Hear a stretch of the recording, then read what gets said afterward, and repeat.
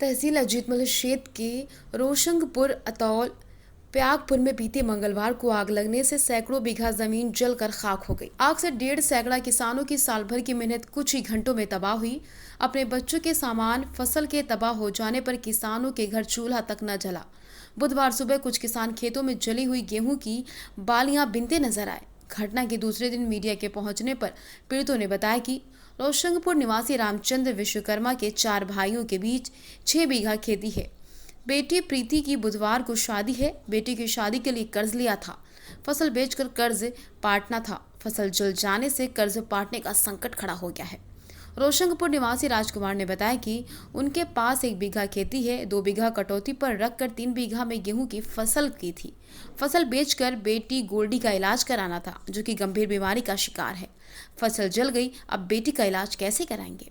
विकास, पंजीलाल, राम सिंह समेत कई किसानों ने बताया, उन्होंने जितनी गेहूं की फसल बोई थी सारी आग से नष्ट हो गई। अब उनके पास कुछ ही दिनों के खाने का राशन बचा है। जानवरों को खिलाने के लिए भूसा तक ना बचा। क्या नाम है तुम्हारा? राजकुमार। राजकुमार। पिताजी का नाम? भीखूलाल। भीखूलाल। कल जो आग लगी तुम्हारे यहाँ, हाँ, तो क्या बीघा गेहूँ थे आपके? हमारे 6 बीघा है 4 भैया के बीच में। 4 भाइयों के बीच में 6 बीघा। तो इसके अलावा गेहूँ और है कि नहीं? नहीं। कहूँ नहीं, गेहूँ ना। जीतते थे। और कोई जमीन और दूसरी वहाँ में नहीं है? हाँ? और कहूँ तो नहीं है? कटौती अटौती पर रखी दिखा नहीं। हमने खुद के पर्सनल? हाँ, यानी भैया नहीं के मान लो। हाँ, 4 भंजन के बीच सब जल गई। तो 4 भंजन की कटौती बनाए थे या बटाई वगैरह? बटाई वगैरह थी। बटाई वगैरह थी। हाँ।